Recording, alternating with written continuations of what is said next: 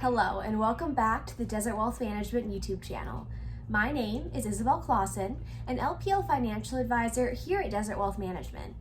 In today's YouTube video, we're going to be answering the question, I've paid off my student loans, now what?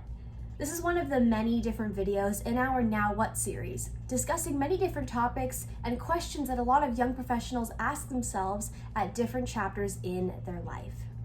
If you would like to learn more about this topic and learn a little more in depth, I encourage you to check out our recent podcast episode all about this topic, and it's on the Financial Wealth and Health podcast. The link to that episode is linked in the description box below. All right, to dive into this topic today of I've paid off my student loans, now what? I'll actually be sharing 3 questions that you could ask yourself when looking at your financial life to give you a little bit more of a guideline when analyzing what next steps to take. For today's YouTube video, those 3 questions are, how much money is in my emergency fund? What other high interest debt do I need to pay off? And are my values aligned with my future money goals right now? So let's talk about that first question. How much money is in my emergency fund? Now, before we have to ask ourselves this question, I think we really should take a step back and figure out how much money do I need in my emergency fund?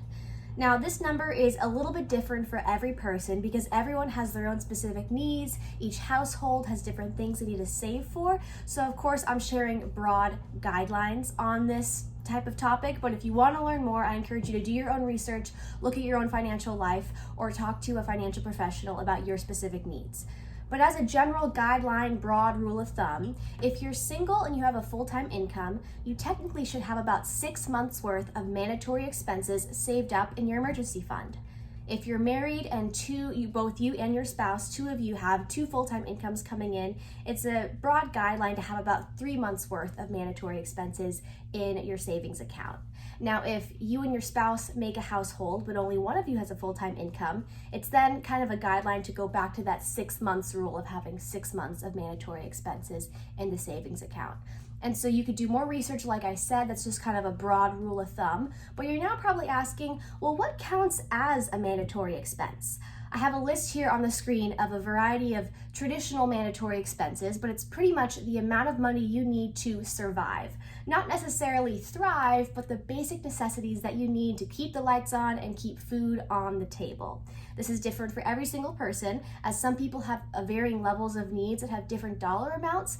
But as a broad guideline, this list right on this screen is the one that usually most people have saved as mandatory expenses. The second question I challenge you to ask yourself when looking at your own financial life is to ask the question, what other high interest debt do I need to pay off? Now, when you're asking yourself this question, it's important to get a full running balance of all the debt you have outstanding. Now that your student loans are paid off, you could look at a different type of balance. And you also want to take a look at what interest rate is on those different balances, as well as the term of the loan. So go on all of your different online portals, look at your car loan, look at your mortgage loan if you have one, look at any credit card debt that you may have.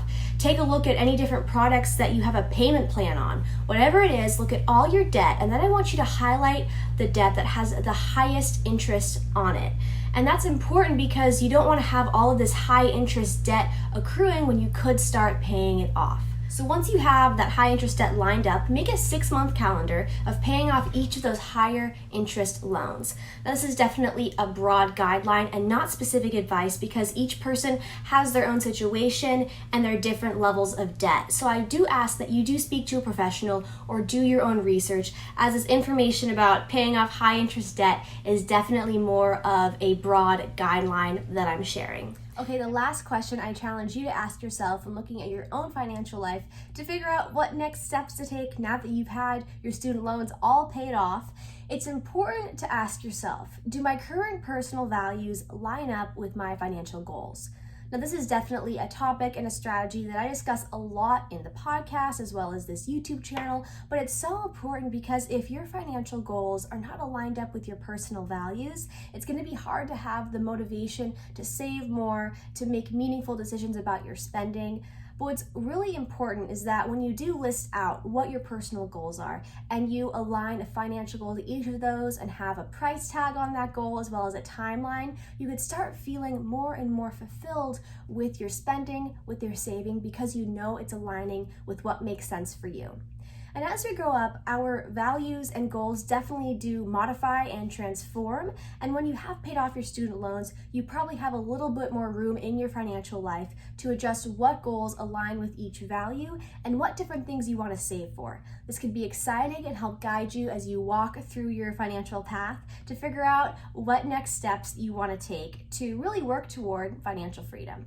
So thank you so much for visiting this YouTube channel, checking out this YouTube video. I hope that these 3 questions to ask yourself about your financial life resonated with you and that it gave you more of a guideline and a strategized approach to figure out what to do next now that you've paid off your student loans.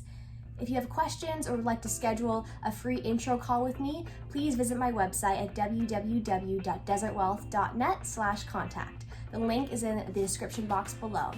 I hope you have a great day, and we'll chat more next time.